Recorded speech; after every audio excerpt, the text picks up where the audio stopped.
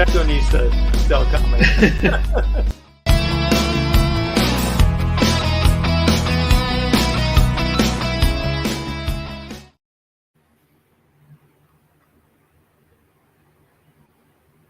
Buenas noches, gente. Buenas noches, Mario. ¿Cómo te va? ¿Cómo están todos? Muy contento, muy feliz. Muy contento.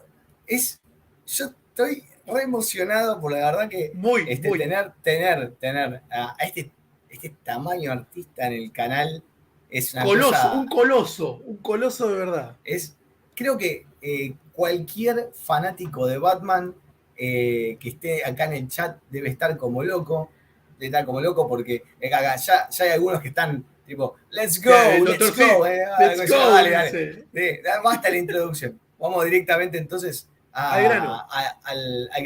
I'm going to introduce to the one and only, one of the best Batman artists we've met reading comics. Yeah. I'm talking about the one and only Graham Nolan, man. Here. Hola, Argentina! Hey! Sir, sir, thank you so much to be here with us, sir. Really, this is amazing for us. I love my fans south of the border, so it's a pleasure to be here. Yeah. Also, we're very grateful for being so kind with your fans, as you said, because the chances that we have to get in touch with comic book legends like you, sir, it's very, very short. It's one in a million. Almost one in a million. 1 in a million. Thanks to technology, now we can do this. Absolutely. And speak directly with you and be like a 15 years old again. It's a dream come true to us because we start these interviews during the pandemic. So this is amazing for us. Thank you, sir. Well, it's my pleasure, and thank you guys for inviting me. For the ones who are watching this and still don't know who's this man, sir, this legend is, you gotta know what this is. Nightfall. Oh, of course. Nightfall. He's responsible not for the cover, for the art inside, especially yes. from the iconic image of the broken bat. The broken bat. Hey, that was something very special he did, and also one of the comic books I love from you and Chuck Dixon is this one, the Odyssey. And we're gonna speak about it later. That's actually one of my favorite projects I did for DC. Oh my God! Yeah, I'll be happy to talk about that. I got a lot of stories about that. My God. Okay, tell us first of all. Tell us how you got into comics. How you were a fan. You started studying art and decided to get into comics. How was it? Sorry. Well, I knew that I wanted to draw comics from the time I was 12 years old. But before I got into comics, I was actually a monster kid. In America, there was a influx of monster movies and stuff on TV, and there was monster models, monster magazines, and I was into all of that as a little boy. And in the backs of them were advertisements or articles in the magazines for comic books and comic book related things. And so that was where I started to get the first inkling of the actual published comics. My first exposure to Batman was from the Adam West TV show, and Superman was from The Adventures of Superman with George Reeves. Still, to this day, two of my favorite all-time iterations of those characters. And then, when I got to the 6th grade, I was 12 years old, and my teacher brought in a stack of comic books for the kids to read after they're done with their tests and research. There it is. Faster than a speeding bullet. Love it. And I love it. I found this Justice League comic that had all these characters which I knew from Batman and from Adventures of Superman and from the Aquaman TV show and all that kind of stuff. And it was at that moment where I'm like, my God, these things are awesome. Comic books are awesome. And I started sketching them and drawing them and copying the drawings of my favorite artists and stuff like that.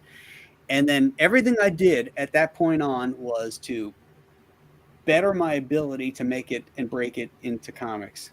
So Mr. Nolan, who was your inspirations from to draw the comic books? Any particular artist?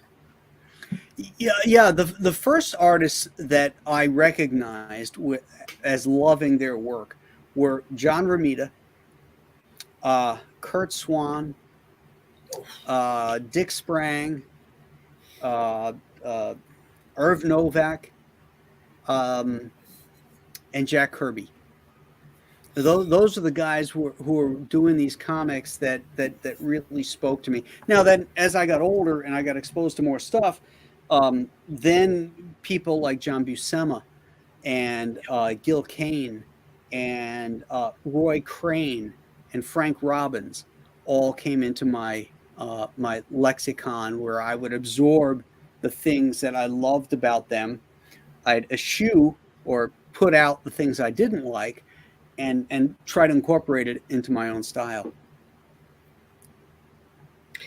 That was for a beginner. You had an all-star inspiration team, because all the names that you just mentioned. But they were the guys that were doing comics at that time. They were, like the kids that grew up in the 90s that loved Jim Lee or whatever. That was the era that they grew up in. In the era I grew up in, all those legends, Joe Kubert was another one I forgot to mention. Yeah, of course. That were active in the business. They were very, very busy and doing lots of work. And I was exposed to a lot of their stuff. And how you nailed your first job? Well, that's interesting, because I went to the Joe Kubert School. I went 1 year. I ran out of money. Had to go back home. Saved up, went back a second year, ran out of money. Then went into advertising, and I started getting job offers and stuff like that. But prior to that, in my second year, Sal Amendola was my sequential storytelling teacher. And Sal was the editor of New Talent Showcase at DC Comics at that time, and he took me under his wing. And he used to take me into the city up to DC Comics every Thursday. And Thursdays I could go around, walk around the floor, meet the editors, show them my stuff, and then we would all go out for drinks afterwards. Like I'd go out to this Irish bar that we would all go to, and Sal would be there, Dick Giordano, Gray Morrow.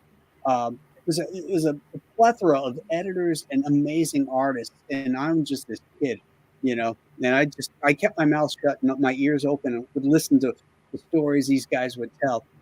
And I lost my track. Where was I going with this? I want to ask you a question about that reunions, that nights of shots. Oh, wait! I remember. It was my first work. So Sal was my teacher, and we had 2 assignments for class, and those 2 assignments he bought and put into New Talent Showcase. So my student classroom assignments, which by the way I got an A on, became my first professional sales as well. Oh my God! I think that in those reunions in the bar and everything, they sketch some characters That's or, early or, or shit something there. like that. This one, the third one was the first work you did. No, You Sorry, did. that's not the first one. That's the second one. at the second Oh. one. That's my second printed work And what about the on others? Showcase. What number is that? Can you read? I can't read that number on Showcase. Uh, Is it Showcase 35, I think. no, Yes. it's not 35. It's in the teens. No, I think can't read it. Showcase 13 or 16 was my 13. first one. 13 or 16, something like that. And that Transformers right there is the first Marvel comic I ever did. And that was supposed to be in what they called an inventory story, where they would get these stories, put them in the drawer, and if they ran into deadline problems, they'd pull the inventory story and put that into the numerical system, and that would be the one that they printed. And it was a couple months later that they ran into trouble, and they pulled that story, and it got printed. Oh, okay. I amazed for the second cover, the Airboy cover, because I love the scene that with the gun with the micro Uzi here, and it's lovely. It really, really, really, really lovely. Oh, thank you. Thank you. With this, I see every with this work, mistake.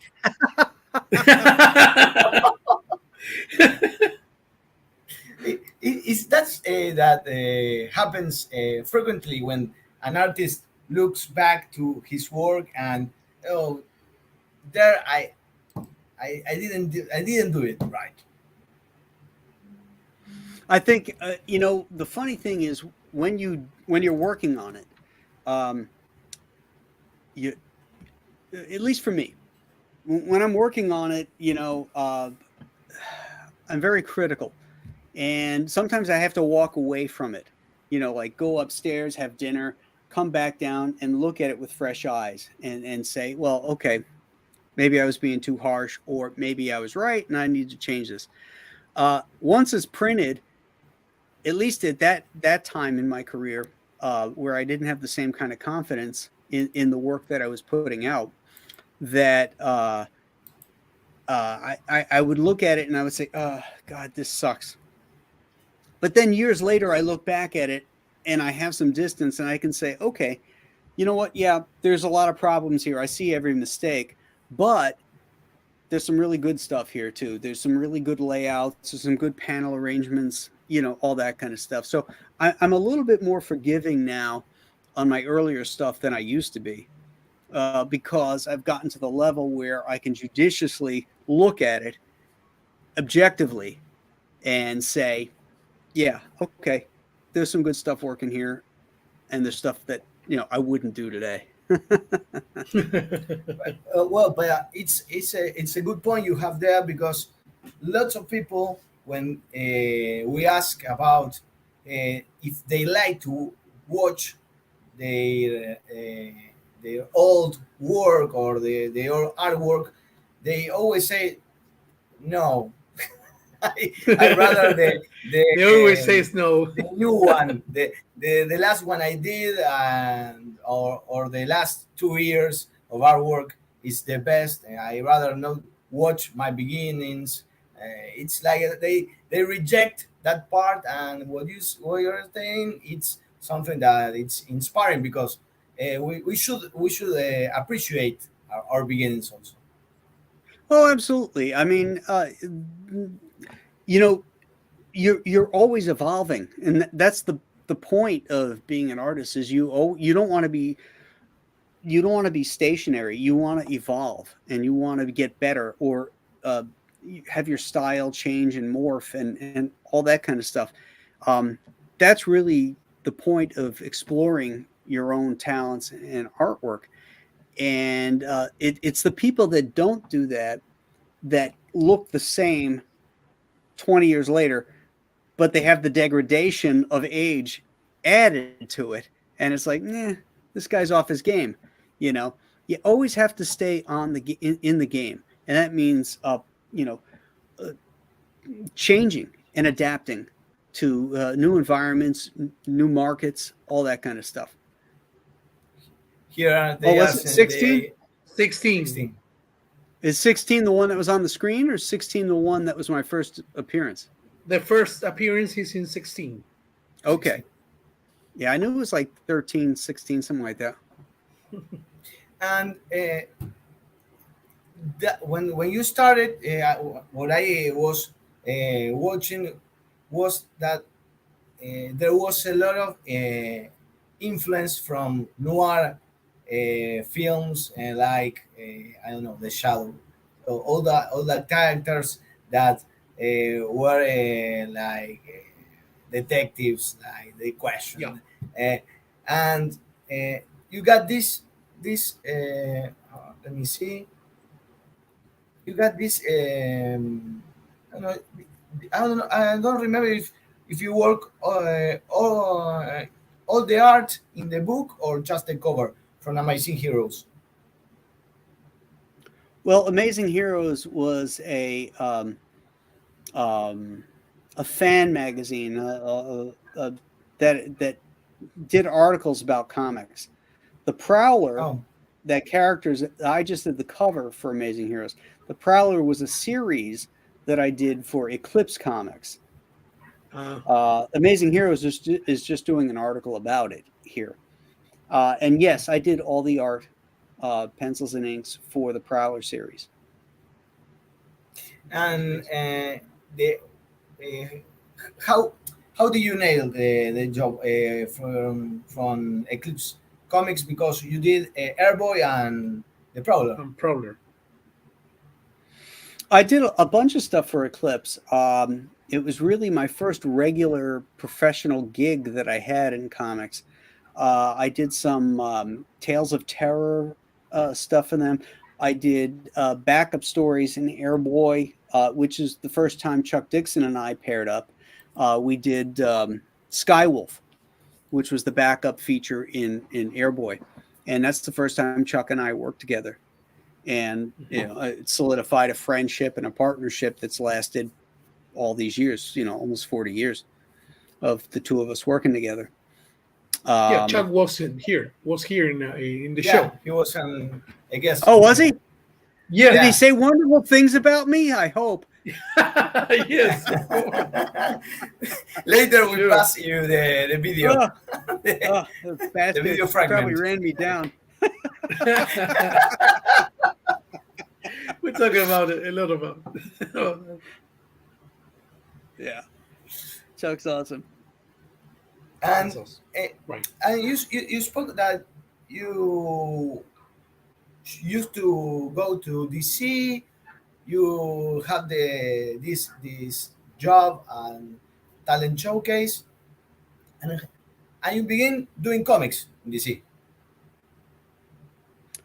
Well, I didn't have a job doing New Talent Showcase. I just sold those 2 stories.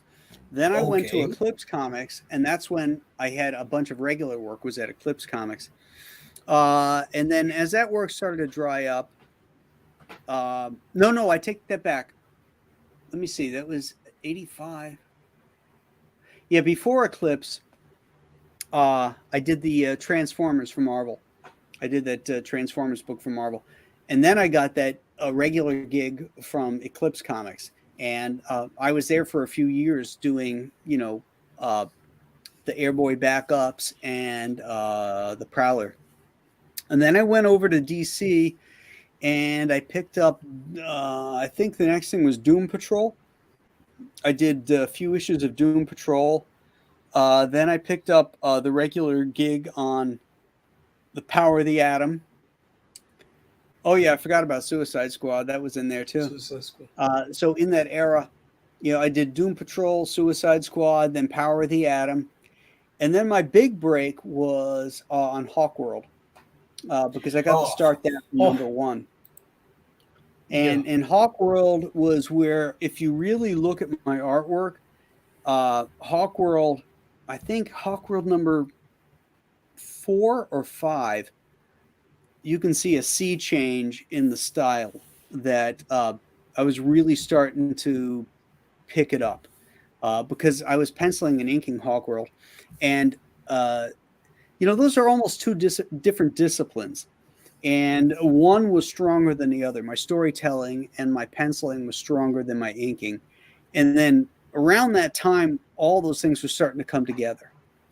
And so I credit Hawkworld for really kind of like honing the edge of my knife, so to speak.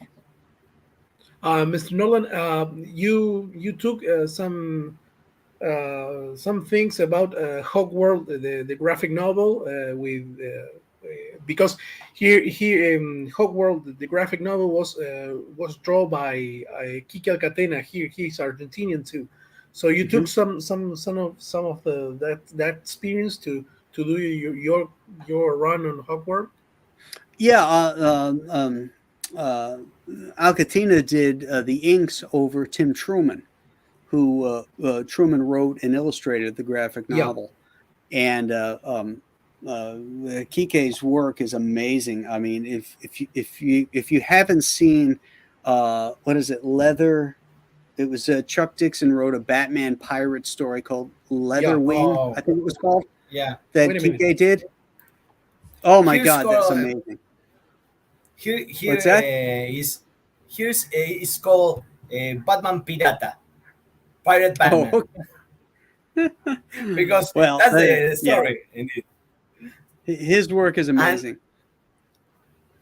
And he also worked with Chuck Dixon on an annual, Flash annual, where there you have that was a special book that they did here in Argentina, collecting all his stuff, all his stuff in one book, including the Hog World.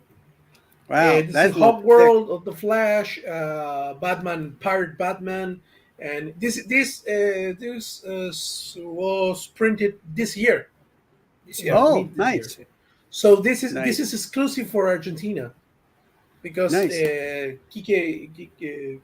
present this to this. And he did if I'm not mistaken, Kike did a bunch of stuff at Eclipse Comics too, didn't he? Where? I don't know. At Eclipse. At Eclipse? Yeah, at Eclipse Comics. I thought he had done some stuff with Chuck there. Well, here in Argentina, one of the things that is most well known in DC for DC Comics is because he did an annual of the Flash with Chuck Dixon, where the Flash comes to Argentina, and he created with Chuck Dixon. Yeah, and he created with Chuck Dixon all an special team from Argentinian pop culture pop culture myths here. Here. How cool is that? Yeah, it's our Justice League of Argentina. Yeah, it's Justice League. Yeah. And also we have let's tell him the story about the Flash. Yeah, if you want. Okay. Here in Argentina, the Flash is a very popular. It's a very popular character, and also here they publish the run of Wally West after Crisis. So they couldn't print we have an editorial here, a publisher that they couldn't use the name Flash, because the Flash it was the title of a gossip magazine. So here in Argentina, we changed the name of the Flash.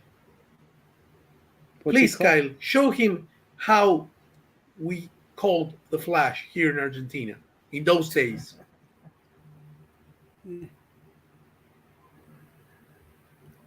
Flashman. Oh, Flushman. Flushman. Wow. Not even Speedman or Flushman. And it's very rare. This item is very rare that they want it in all around the world, right, Kyle? Yeah, actually, we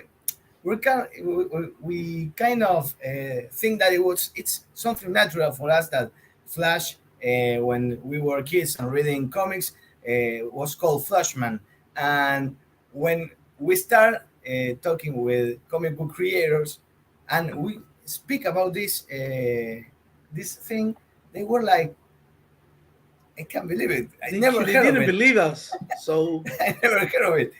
And so we start doing this as a joke, and it was fun. It's fun. It's something unique that we have here.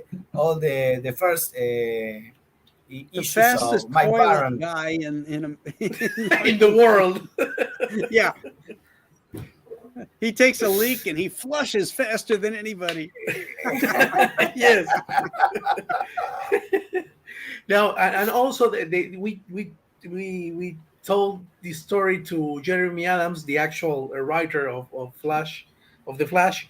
So they put us on one of his issues, Flashman, back to Argentina. But because they put Flash back to Argentina, and a little kids say, "Hey, Flashman," so Flushman. it's That's amazing. funny. It's He amazing made That's funny. he made it canon for DC, for DC. and it's something very very funny because I imagine an American people, and I don't know, any people in any part of the world reading the comic and watching a kid with a Argentinian shirts telling the Flash, "Hey, Flushman, It's who's amazing. this?" it's it's insane. It may It's need an insane. explanation. Yeah, of course. Actually, the writer puts it's like a subtitle explaining, watch it. I don't know, Google Flash Argentina. Yes, Flashman. So And returning to you, sir. You spoke about the atom. How was working with this series? How was your experience? Did you have to read comics about the atom and get in touch with the character, or you just got into? Yeah. I mean, The Atom wasn't published when I was a kid. It had already been canceled. And so I went back and bought a bunch of old, like, Showcase and early Atom comics, the stuff that Gardner Fox and Gil Kane did, to acquaint myself with the character. But Roger Stern was such a great writer. He really captures the essence of the characters that he writes. And, so the character I was drawing related very well to those early ones that I was reading about in my reference, because hello there, Leandro, was because he really captured, the flavor. That Atom cover, that second one there, it's the first time I drew Batman professionally. how Wow! was Mr. Nolan? Whoa! It's amazing. How was working with those characters? Because it's my favorite Justice League version, the Justice League International. It's my first. And how was Oh, okay. interacting with that kind of guys? Because those guys are loony.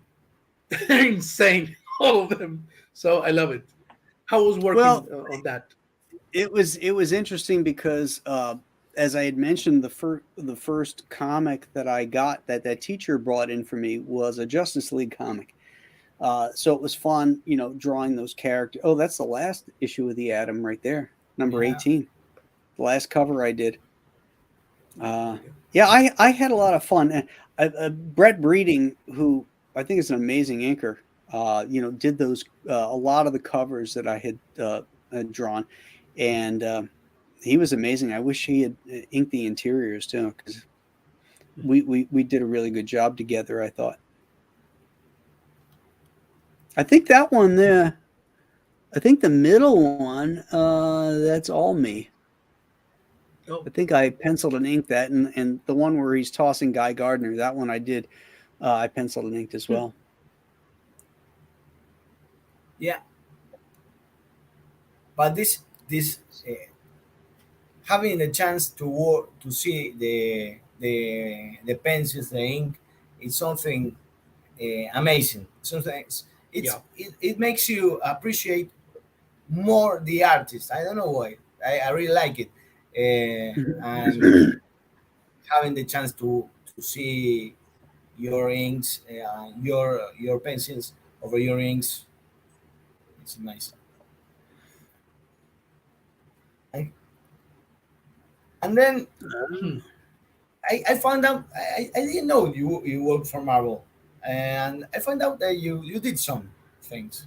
I did quite a bit of work for Marvel after I left DC around. It had to be around 2000, I think. That these somewhere around there that these books were done. And I would just pop in. I did a few issues of Web Spinners, a bunch of issues of Peter Parker, quite a few of Spider-Woman. And then I did a bunch of, oh yeah, there we go. Jimmy Palmiotti inks. And the most fun I had there was illustrating the Marvel Adventures stuff. I did a Fantastic Four story for them. I did a bunch of Iron Man stories. And those were closer to the types of comics that I read. So I really enjoyed working on those. Oh my God. And you did this also. You had a chance to cross the crossover. Yeah. That was well, this is interesting because, you know, Marvel did the first one and DC did the second one. And when I approached this thing, I figured I'm going to approach Batman the way I always approach Batman. But when I draw Spider-Man and his characters, I'm going to approach it like John Romita. And, you know, try and capture that flavor and then marry the two together in the story. And I think it was a year or two later, I was at San Diego Comic-Con, and John Romita was there. And Chuck Dixon and I were actually signing at the DC table, and he told me, hey, Romita just sat down at his table. And I'm like, oh, okay, I'll be back. I got up, I went over there, and I got in line to meet John Romita because I'd never met him before. And when I did, you know, I just wanted to introduce myself, not as a comic professional, but just as a fan of his work, because as I mentioned, he was one of the first artists that influenced me as a kid. And I said, you know, Mr. Romita, I just want to tell you how much you've influenced me in my work. You know, my name is Graham Nolan. And he goes, Graham Nolan, the artist? I said, yeah. And I'm like, and he's like, oh, I really love that Batman Spider-Man book that you did. I'm like, oh! Lovely. I can retire. What an amazing story. What an amazing story. True story. And so then I said, can I get a picture with you? Oh, come on around. And so Chuck actually took the picture of the two of us together. I still have it. It's great. Here's they say, awesome, a fan's dream. Let me see if I can find that. You got the picture? Yeah, I got the picture. Here it is. Oh my God. Yeah. All right. Let me. Oops. See, if you wanted Okay, to, I'm going to find share it, the screen. There we go. There you are. oh my God.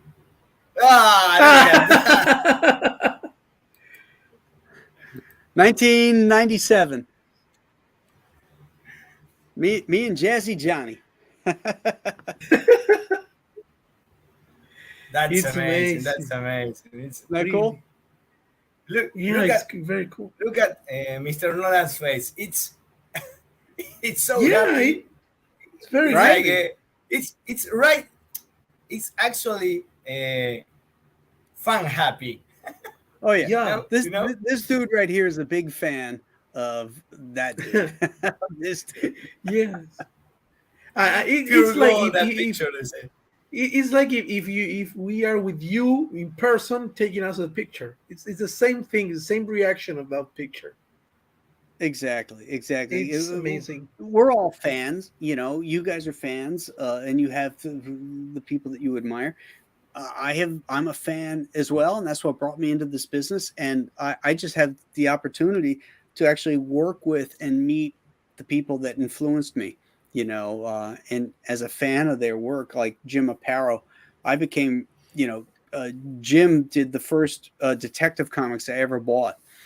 I loved his Oh, work, and then, you know, how many years later we're working together, and we're talking on the phone once a week. You know, talking about comics, talking about Seinfeld because he loved that TV show, uh, and and you know, it's just we had this great friendship, and it's like, how cool is this? What other business is that where your mentors or the people that you admire become your friends? You know, isn't that You awesome? work. You've worked in a very special time for comic books, because Kyle and I and many of our here in the chat of the fans read that era, and it's amazing. For us, it's still it's a great era for us. But how was for you creating that? Did you realize that kind of things that you're created, or say, oh no, we're creating this story, I don't know how, you know Well, you what I know, mean? it's sort of a little bit of both. Um, we knew what the market was doing, and we knew that that Nightfall was going to be a big hit.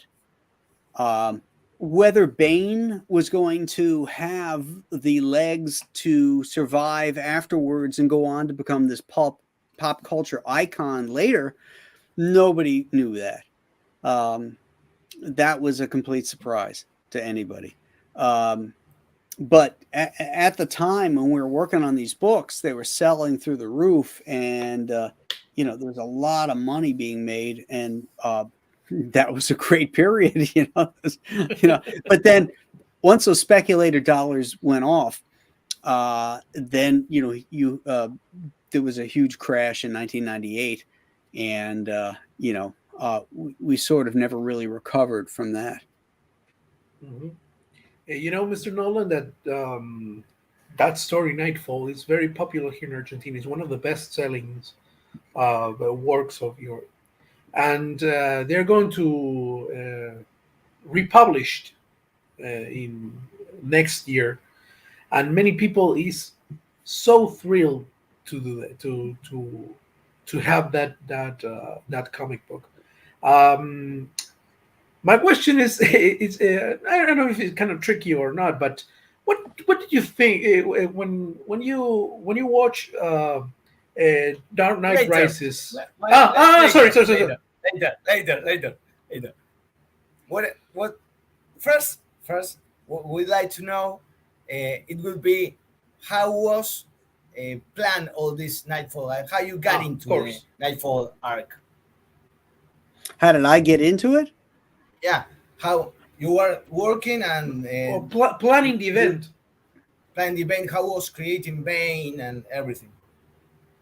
Well, I mean, since you had Chuck on, I'm sure he filled you in on more detail than I could as far as the planning goes, because he was involved before I came on board, when they were still talking about it, when Bane was just called Doc Toxic as a placeholder name. We didn't know, uh, you know, who this character was just yet, until, you know, Chuck kind of fleshed him out. And then, you know, I think well, then they came to me and asked me if I wanted to design the character. And I said, yeah, sure. Sounds good. Because I didn't know too much about it yet. And then I talked to Chuck, and he's like, oh, yeah, you got to come on board this thing. This is going to be huge. I'm like, okay, that sounds great. And so that's how I got on board. I got on board from the point of the design of Bane. But the actual conferences that preceded it, it was before I came on board. And how you got what you got from for inspiration to create Bane?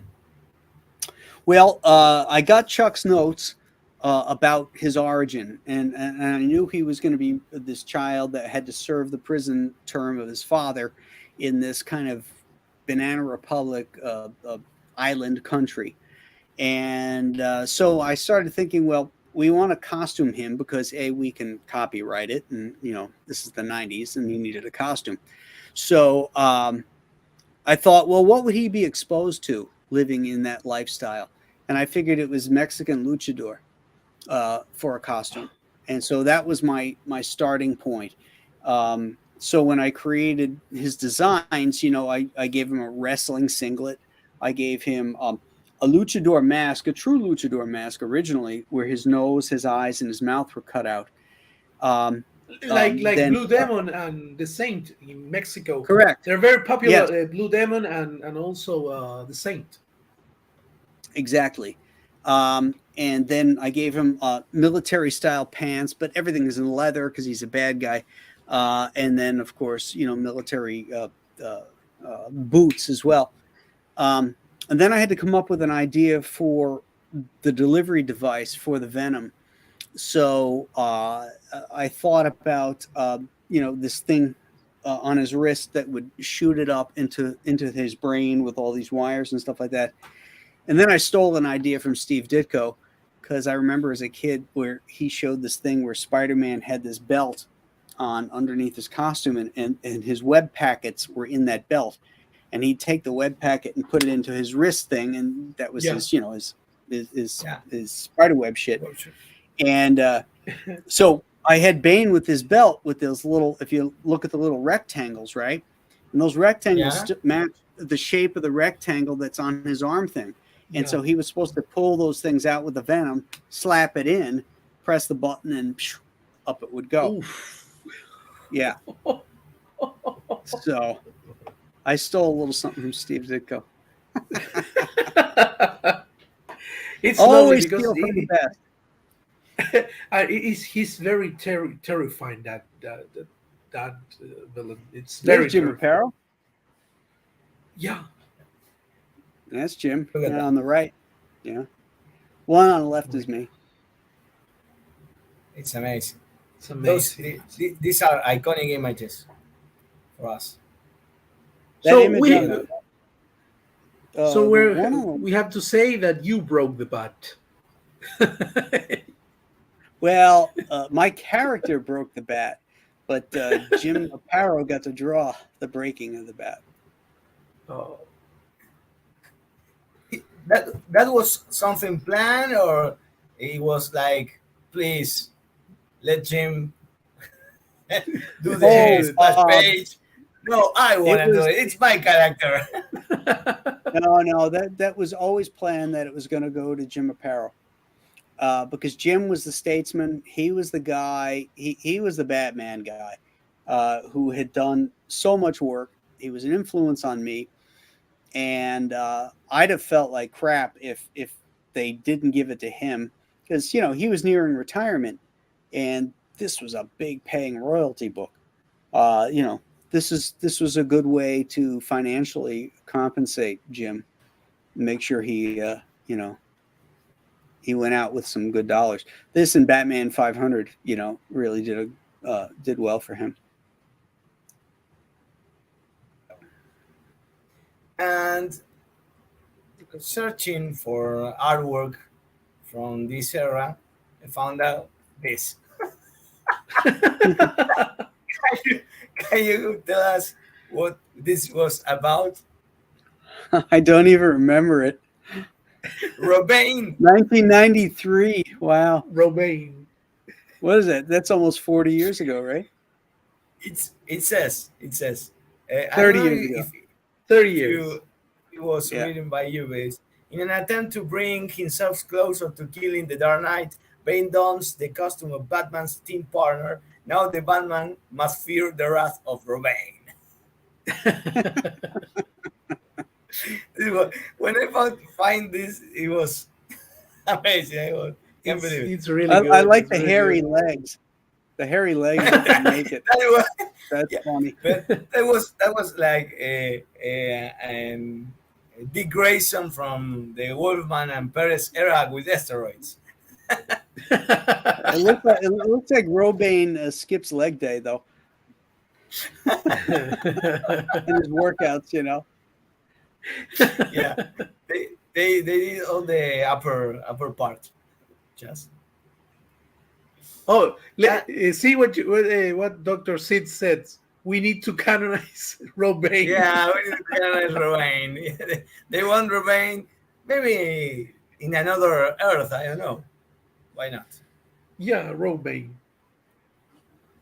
That's funny. And now you can ask what you were gonna ask, Mr. Nolan. Mario. Well, after this, many years passed. So in 2012, they did the Dark Knight Rises. So how do you feel when you saw that that Bane, that kind of Bane, because this is another Bane, and the second Bane. Yeah, because yes. There's there two was Banes. another. There was the first Bane. one. Because Well, I'll just cut There's you another off right one. there and say I hated them all. I hated them all. Okay. The only Bane that I like Okay. is two animated versions. Batman the Yes. Animated Series, where Oh. where they actually gave him the nose and the mouth openings that I had in the original design, and then Yes. I think it's Young Justice, where they had the actual real Bane costume that I designed, and they had Danny Trejo doing the voice. Oh. I think the That the was first one was Hector Elizondo. No, it was No? Henry Silva. Henry Silva. Okay. Yeah, Henry Silva. Yeah, he was awesome because he gave it that Latino sound, and of course the other guy, he's the real deal. What can you say about it? Yeah. Yeah. I'm not sure if Henry Silva is Latino or not, or if he's he passed Italian. away a few months ago, I think. Yeah, He passed away. very recently. Yeah. Yeah. But Henry Trejo, Silva. obviously, Yeah, Henry Trejo is Silva Mexican, played. so go ahead. And sorry. Henry Silva played the Red Skull in the '90s version of Captain America. Oh, did he? Yeah, I think. Oh. And also he played a villain in Above the Law with Steven Seagal.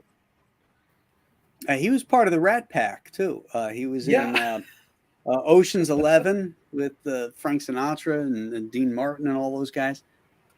Yeah, My God. great Amazing. character actor. Yeah. And continuing with Bane, can you tell us what happened with this? What happened with this miniseries? Oh, Bane Conquest. Yeah. Yeah, the 12-issue series. Chuck and I did that series, and the premise for it was to create Bane as the Doctor Doom of the DC universe, and to have him take control of all the crime stuff going on in the DCU.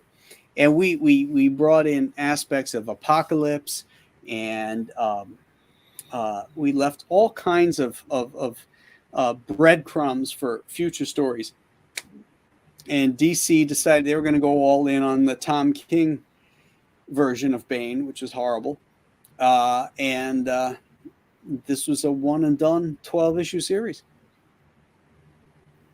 It's incredible how DC didn't know how to exploit this character, because you had a great and powerful character that was enduring through time. He was I think he was getting the status of Batman Nemesis, just as the Joker, and yes, and also it's a fan favorite too. It's a fan favorite. Favorite too. It was like they humanize him. I don't know how to explain it. Like they made it more human. We humanized him, but we also returned him to not just people write Bane just to get to some type of backbreaking scene, or they write him as a mental idiot who's just a musclehead. And the whole point of Bane is Bane was based on an evil Doc Savage. And Doc Savage was the character that inspired Superman and James Bond and Indiana Jones and all this stuff. Super smart dude and super strong. And Bane, when Chuck and I do Bane, he's super intelligent. He's naive, but he's super intelligent. Like when he plays chess with Ra's al Ghul in Bane of the Demon, he's playing like 12 games at one time to show his analytic mind, but some of these writers just write him as a big musclehead. And when we did Bane Conquest, we again showed him not only as an intelligent guy, but as a strategist. Everything has a purpose. He's a clear thinker that he knows where he's going. And it's a shame. It's a shame that they use them. They use Bane as a henchman. It's not cool. Right. Yeah. Actually, I asked you about the miniseries because it was something that I always wondered why it was a miniseries that was supposed to continue in something else, and it was like abandoned. It was a self-contained series with a bunch of cool stuff inside, with a lot of threats that could be taken in the future, and right, it was all left behind. Yeah, they decided to go off in another direction, that didn't include Chuck and I. So that's the last work we did for DC Comics, and it's probably the last work we'll ever do for DC Comics.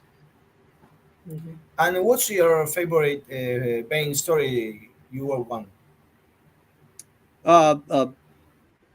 Vengeance of Bane, probably. Oh, it's amazing. Yeah, I think the first Bane story is just this perfect marriage of art and story. We also love here. And a lot of people here in Argentina says that we are very fans of Batman, but we are fans of Superman. Like I'm a big fan of Superman, and you work on Superman. Superman. You did some stuff like this. Yeah. Oh my God. You work on this series that I really love this series because it's like an anthology telling different times from the Dark Knight and the Man of Steel friendship and world finest. And you just had the chance to work on this special issue that was the one where they treat the death of Superman and the reign of Superman. And how was it working with Carl Castle and this issue? Well, that one, if I'm not mistaken, was pretty rushed. I can't remember much about that series, to be honest with you. It was very cool to be working with Sal Buscema. Carl and I have worked before together because we did the Batman Spider-Man thing together. But I never gotten to work with Sal Buscema. And Sal Buscema was, one of those great Marvel artists from the day. And so that was exciting to have him ink my work. And let's speak about for me, I got it right here. It's one. I don't have it. Sorry, but I wish to find it. I hope you got to get it. Yeah, I'm gonna get that one. That's an interesting story because Superman: The Odyssey. As I mentioned, my two favorite DC characters are Superman and Batman, based on Adam West and George Reeves versions, and I've always loved those characters more than anything else. And I started thinking, well, okay, what would it be like to be Superman before he knows he's Superman? Where he has these abilities that keep manifesting themselves. But at this point in his life, he doesn't know he's an alien. He's just been raised on this farm in Kansas, and now he's a young adult, and he's going to go off and explore the world and kind of figure out who he is, like a lot of us do in life. You try to figure out who you are, what your place is in life. Only, bullets don't bounce off me and you. And that was a scene that I definitely wanted to tell, because what would it be like for a person like me or you who, okay, I can lift a tractor or a bull over my head. That's a lot different than having a bullet bounce off of you. So I wrote this scene in there where it was an ability for me to showcase the sacrifice that this man was being willing to make, because he doesn't know he's bulletproof, and yet he throws his body in front of this woman to protect her from this Chinese assault team that's trying to take her back because she's royalty, and they start firing on him with automatic weapons, and he throws his body in front of her, and the bullets just tear up his jacket and everything, and then he turns around and he looks, and he's as shocked as anybody else, and then he looks up at him and he goes, "Cool." Oh my God. And and then he goes and launches it, and then the Chinese assault team is like, "What the fuck?" They jump out the window and all that kind of stuff. And that was one of my favorite scenes to write, because I thought that was really cool to show the heroism of this man. And it's not because he's super powered, it's because of the content of who he is, because he didn't know. And there's another scene where he's on a plane, and the plane gets damaged by rockets, trying to bring it down. And he grabs the girl and he kicks open the door and jumps out with her, and it's the first time again that, he's flying, and then there's a scene also that they stole from me and never paid me for, and put it in Smallville, where it was the first I wanted to do. Well, what would it be like if he, first encountered kryptonite, but not knowing about it? So he's walking past this Asian statue that's up there, and there's this green stone in the crown, and he walks by, and all of a sudden he's doubled over in pain, and he's feeling nauseous and all that kind of stuff, and then it goes away. Well, obviously it's kryptonite, because we know that. And they did the same damn scene in Smallville. Yeah, they couldn't cut me a check. If the producers are watching this show, please send a check to Mr. Graham Nolan. Thank you so much. Please, that's right. Please give him the credit. Give him the credit for that, sir. Please. At least that. The cool thing about that series or that book too was, I was at San Diego Con. Chuck and I were at San Diego Con, and Joey Cavalieri was the editor at the time. And I don't know if you guys have ever been to that convention. It's like just shoulder to shoulder people and stuff. And I'm walking by this way, and Joey's coming this way, and I see Joey. I'm like, Joey, I got a Superman story, and he goes, I want to talk to you about. And he goes, well, what's it about? I said, it's like Clark Kent. It's not really about Superman. It's about Clark Kent trying to discover himself. He goes, meet me on the patio. Okay, we go out there, we give him the pitch, and he goes, "Let's do it." You know, it was the easiest pitch I've ever made for a project. And also, as you're describing and you're telling the story, it's very amazing because Superman is such a kind character. It's a lovely character, and he's more human than us, and that's great. If you write it great, Superman is going to Oh, work. thank you. I mean, I think of Superman. I really bristle at when they say he's the big blue Boy Scout, because when you look at Superman in his original Jerry Siegel and Joe Shuster iteration, the man was filled with righteous indignation over the injustice that was happening to people. He was the hero of the oppressed, and I love that about Superman, that he was a guy, and I think Superman works best when there's no other heroes around, which is why I love the Adventures of Superman, because there was only one person like him on the planet, and that was him, and that made him special. There's so many superheroes when he's in part of a universe, and I think it takes the specialness out of Superman. To me, I like a story, and I think I would like to do a book about a guy who is super, and he's the only one. And what would that be like in a planet in today's world with a person with these abilities? What would it be like? So yeah, that's one of the things that I've always rolled around in my head, and kind of gave me the idea for the Odyssey too. It's amazing. One of the scenes. Sorry, I'm gonna move you. One of the scenes I really love is this one. I know what you're going to show me. Walking up the mountain. Yeah. This one is one of my favorite scenes of the book.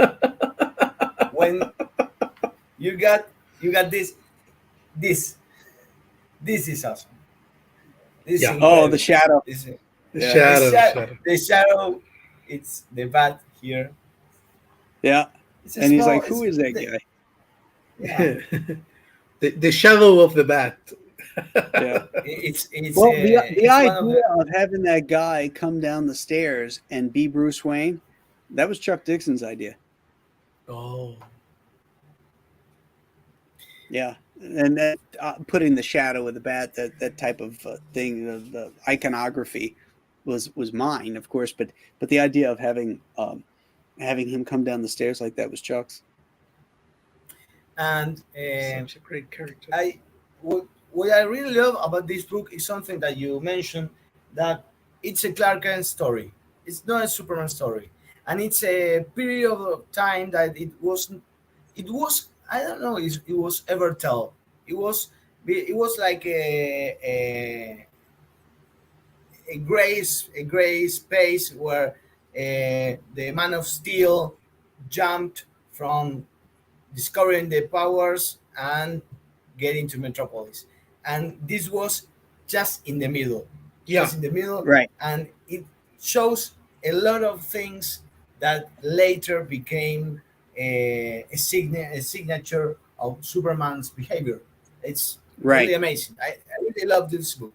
I love how Clark behaves like anybody would. He doesn't have a secret identity at this point. So in the beginning, where that car runs over the girl in France, and he just goes over, grabs it, and throws the car and then performs, CPR on the girl and brings her back. And the reaction to what he had just done by the people that witnessed it mirrors what his father had told him. People will fear you, when they see what you can do. And they just seen this man throw a car, not just lift it, but throw it. And so they scatter. And so he's left with taking care of this girl who was injured. And it shows a lot about the character too, I think. that was a lot of what I was trying to do with that book and that story was to show the humanity of him. You did a great job about that, like John Byrne did, because you're similar to telling that kind of story about a human story about a very human personality of Clark Kent, and it's lovely because it's also hard for you, working that kind of personality because he's a superhero. He's the superhero of all time, but also he's vulnerable. So it's amazing. Yeah, I mean, he's I really again another thing I bristle about is that modern DC calls him Kal-El. Well, this man was a baby. He depending on which version you read, was rocketed to Earth as an infant. He was raised as Clark Kent. He doesn't know anything. He doesn't even know he's an alien until he's a teenager. And discovers some of his background. So in his mind, his identifier is the Kent family. He's a Kent, and he was raised on a farm in Kansas, and that's his background. Everything else is ancillary. It's like anybody who's adopted. They gravitate towards the family that adopted them because that's where the love came from. That's where all what's the word I'm looking for? Their ideals and thoughts come from is what was raised in his essence. Yes, and he doesn't identify as a guy from Krypton. He doesn't know shit about Krypton any more than me or you. That thing blew up before he ever even saw it. So all this stuff with Kal-El and all, it drives me nuts. I just can't stand it, And also, here's another thing. Since I'm on a pet peeve roll here, when superheroes meet each other and they call each other Cal and Bruce and Hal and Diana, it's like, no, they call themselves Superman, Batman, Wonder Woman, and Green Lantern. And when they're in their skivvies, well, that's when you call them Hal and Clark and Bruce and Diana, but when they're in the uniform, that's who they are, and whether it's realistic or not, it doesn't matter. It's one of those conventions of superhero comics that you have to embrace because that's how they identify. That's why they got the costume on. Exactly. Otherwise, he'd be wearing a suit and tie and glasses, and doing super things. Why not? Because he's got it anyway. That drives me crazy. Yeah, right. The scene that you mentioned when Clark's throws the car and gives CPR to the girl, and I always think that it was like a homage to the Action Comics #1 when he's throwing the car and the guy is getting crazy. When all the people, I always thought that it was like a homage. Was a green car? To be honest, I didn't think of it that way when I drew it or wrote that scene. But I can see where you would see that. And this part is gonna Mario is gonna love it because we have a friend in common that it's a fan of the Phantom, and you work on the Phantom. Yeah, of course, I love the Phantom. The Ghost Who Walks. You work on the Sunday. Who walks? Look at this. Oh my God. Yeah, I did the Sunday Phantom for 6 years. You were very fan of Lee Falk's work, right? Yes, I always loved the Phantom, particularly when Don Newton started drawing the Phantom for Charlton Comics. Then Don Newton went on to become a senior Batman artist, and Don Newton was one of my biggest influences on Batman. So there's a great, continuation there. How was working on this? It was different from working on a comic book? Oh, very different, because if you look at that comic strip right there, the comics have to be formatted in a certain way so that newspapers can cut them up to fit on their page. So that top tier is called the drop-off tier. The logo and that first panel, it can't contain anything that advances the plot. Then the next tier and the tier after that can be broken up into thirds. You could do it 1 2/3 or 2/3 and 1/3, but you can't mess around with that too much because it still has to fit into a certain format. So I can't really have people popping out of the panels or anything like that. It's much more restrictive than working in the real estate that you have in a comic book. Yeah, and I imagine that the deadlines are very tight, or at least tightest than the comic books. I'm not sure I understand. The deadlines to the deadlines. I'm sorry. Yeah, they're completely unforgiving. The deadlines, they're on a Sunday. Obviously, they're weekly, and then when you're working on a daily strip like Rex Morgan, which I did for 13 years, it's every single day. Mr. Nolan, here in Argentina, we had a lot of many years, a lot of comic news strips in our local papers. So it's amazing that art, that lost art, because it's amazing because we start reading those the first newspapers, Kyle, me, and also our fathers say, look, this is a newspaper. This is not only for adults. Just this is for you. And the Right. comic strips, and it's amazing. It's a lost art.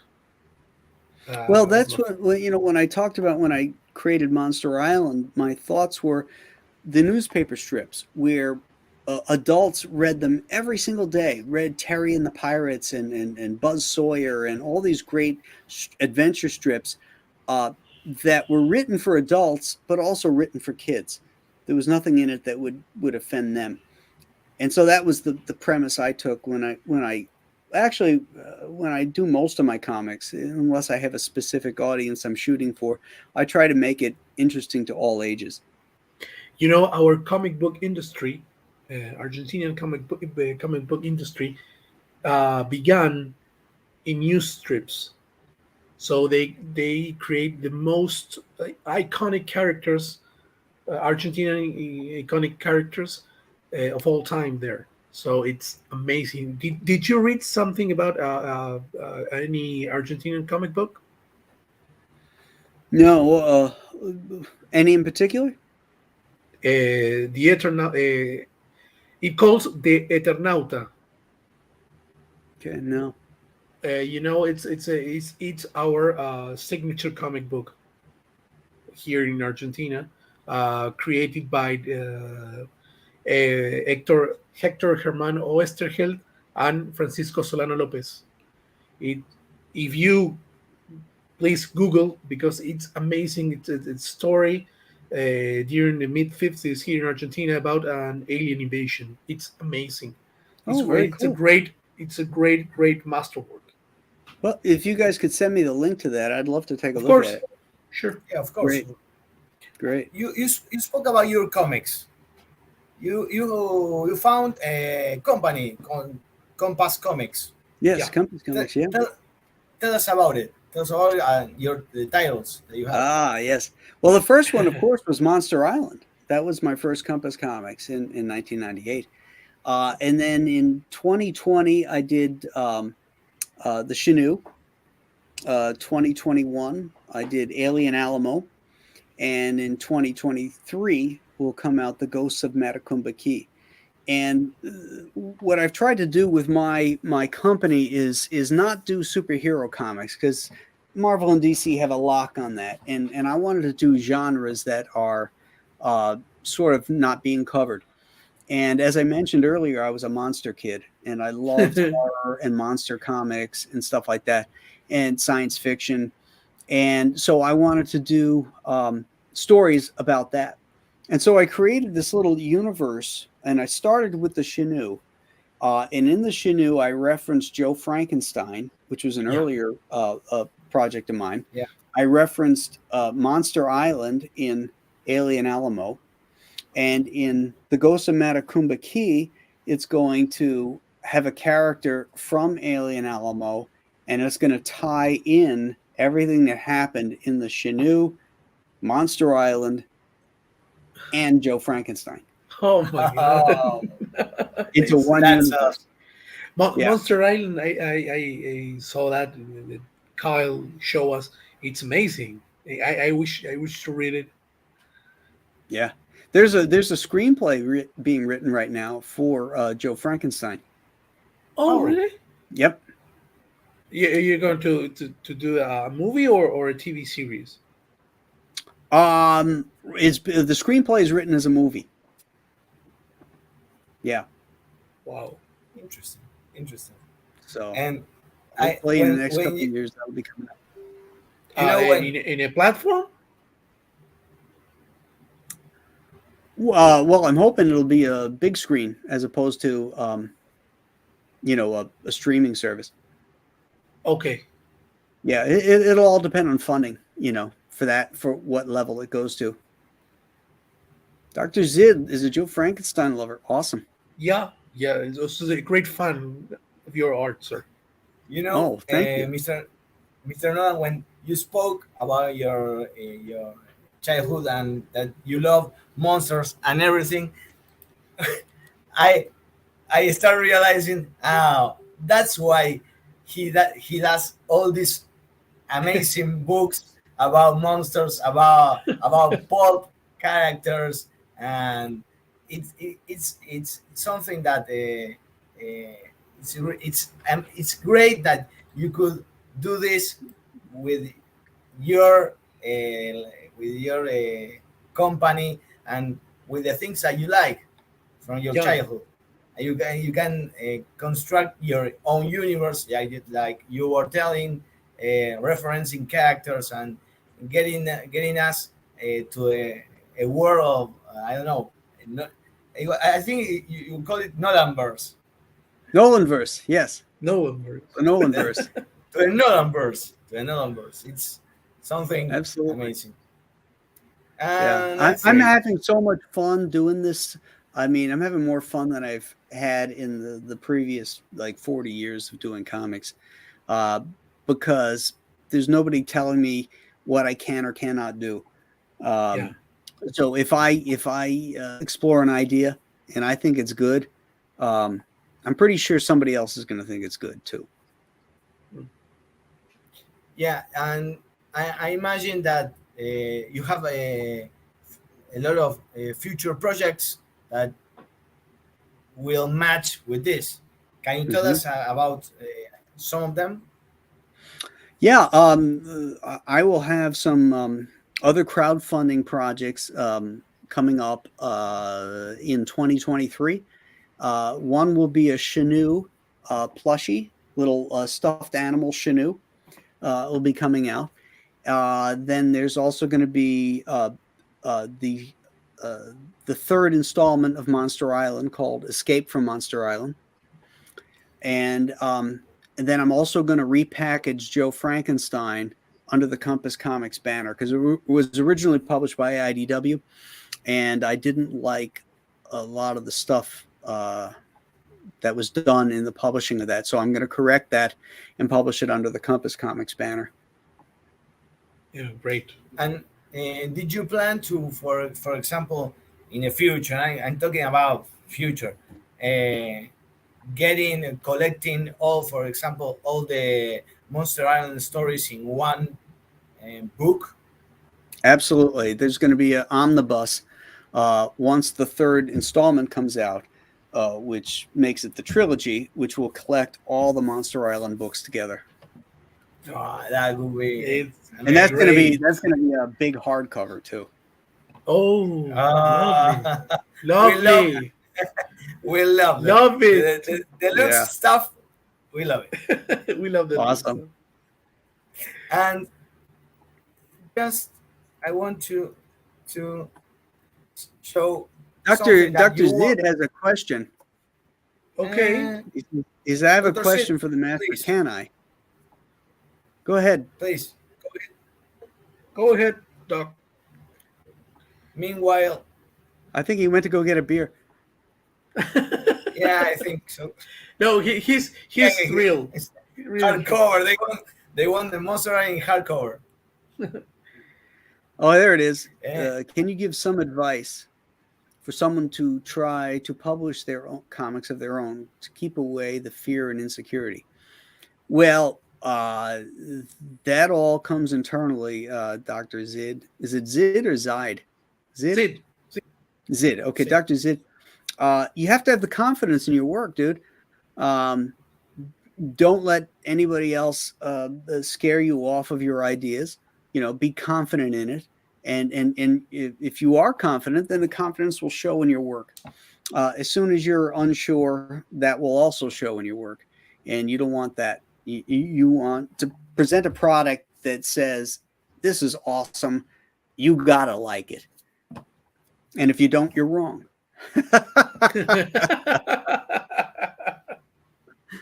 Because I like it. That's good enough. Yeah, that's something that maybe it's very difficult for the publisher or for one who has his own Creation seal to choose what's good, what's not good. What I like, it's what people likes.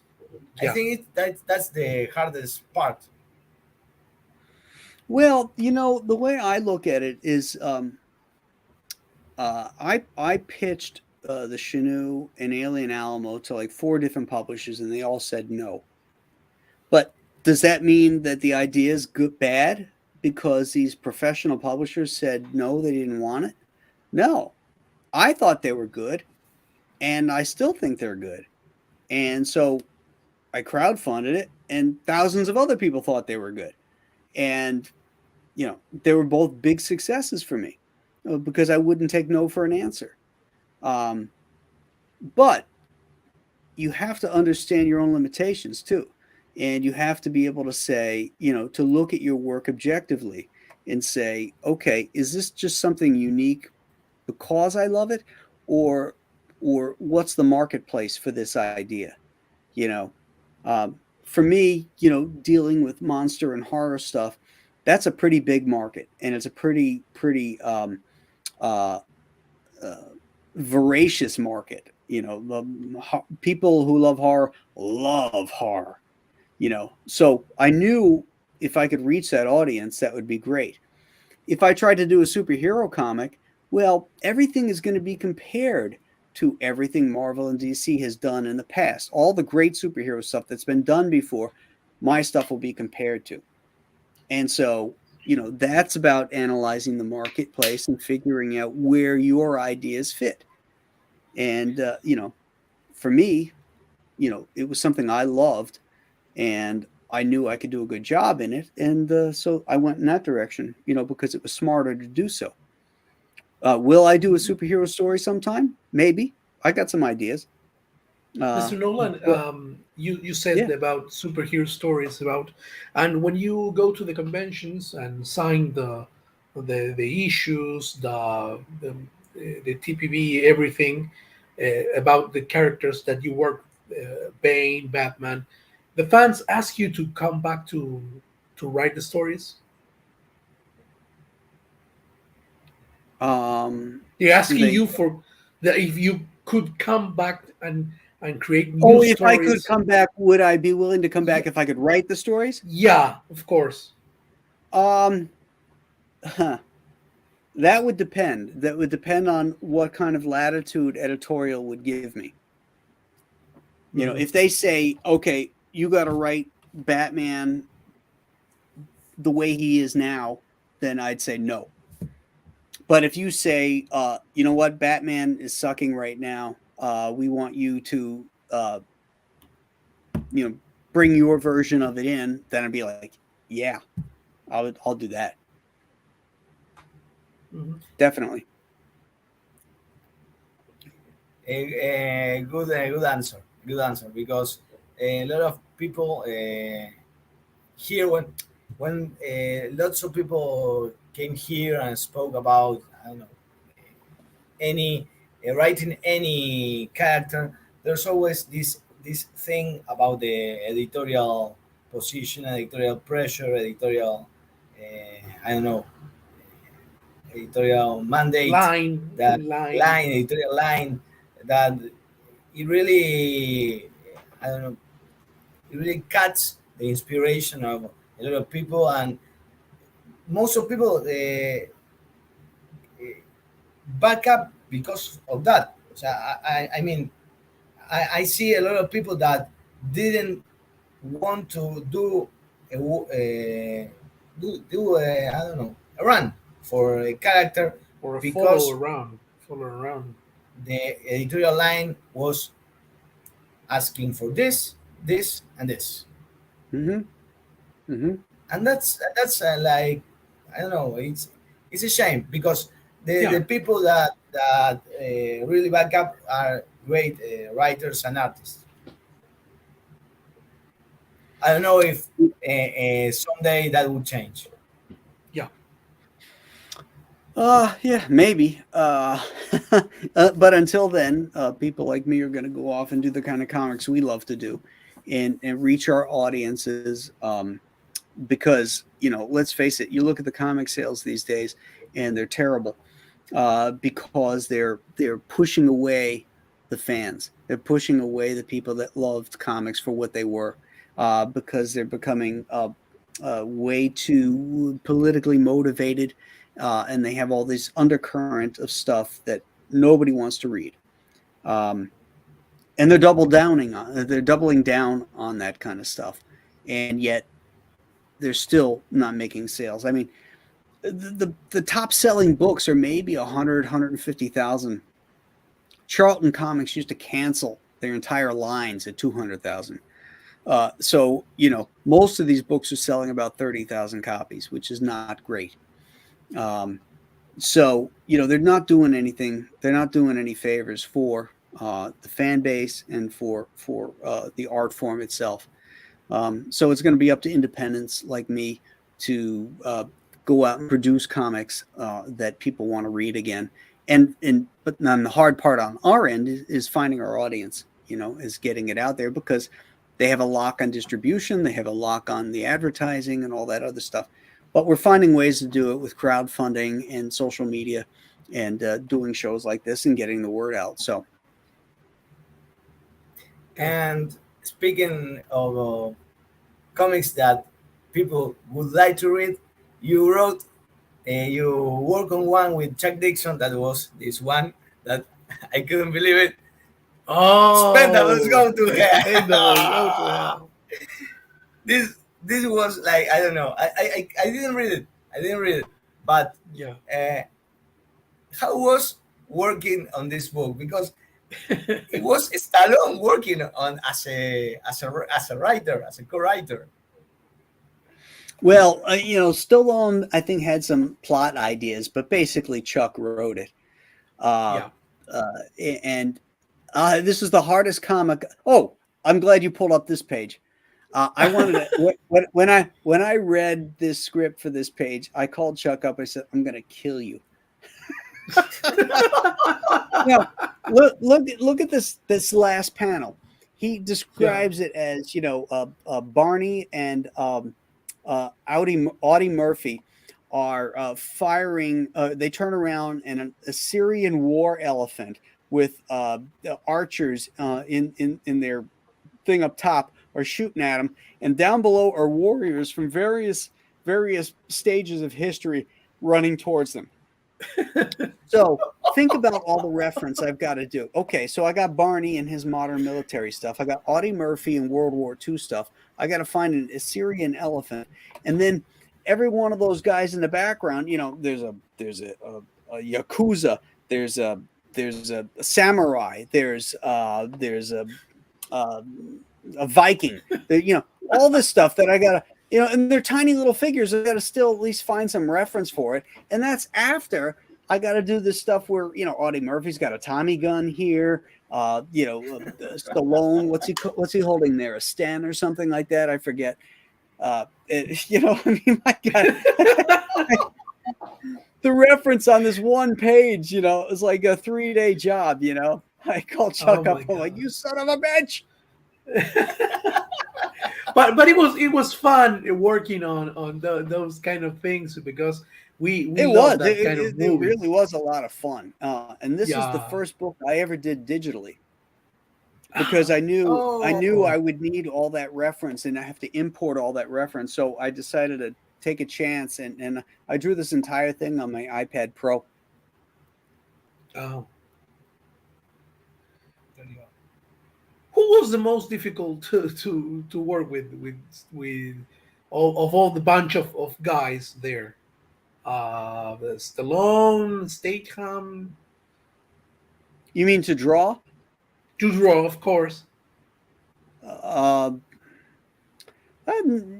the actions, I don't know. No, I mean, Stallone was the easiest because he's sort of a character, It was easy to capture his likeness. Statham too. I really don't know. Can't really say. Okay. There wasn't really anybody that was too hard. You have the right photo reference. Dolph Lundgren? No. Chuck Norris wasn't in it. Manuel. Yeah. No, it was Dolph Lundgren, right? Because he doesn't go to hell. The hell goes to him. Okay. Chuck Norris sends people to hell. Yeah. He sends them to hell. That's it. Mr. Nolan, I'm finishing the interview. I want to thank you. And also, I would like us to tell us and the people in the chat here watching the interview, your work as a YouTuber. What you do? You have a YouTube channel. Yeah, YouTube channel. It's you can either type in Graham Nolan, or I think it's also under Nolanverse CC is my YouTube channel. And I do the professionals on Tuesday. Wednesdays, I typically do the storytellers, where I talk about artists living and dead who were influential in the art form. And, I pop up on other people's shows as well. We do watch parties. So it's a lot of fun.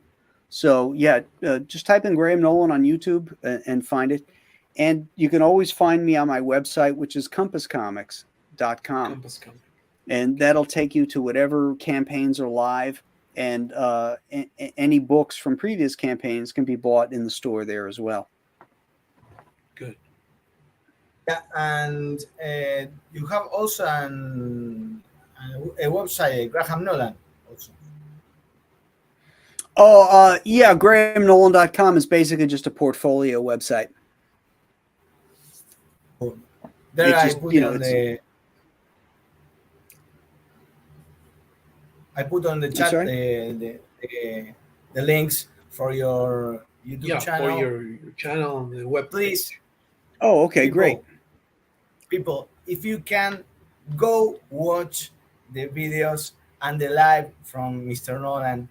Yeah, they're amazing. Amazing. Totally fun. Especially the watch parties. The watch parties are amazing. The last one is great. Did you watch Bride of the Gorilla? No. That one's horrible. That movie is so bad. It's like, well, there's no gorilla in the whole damn movie.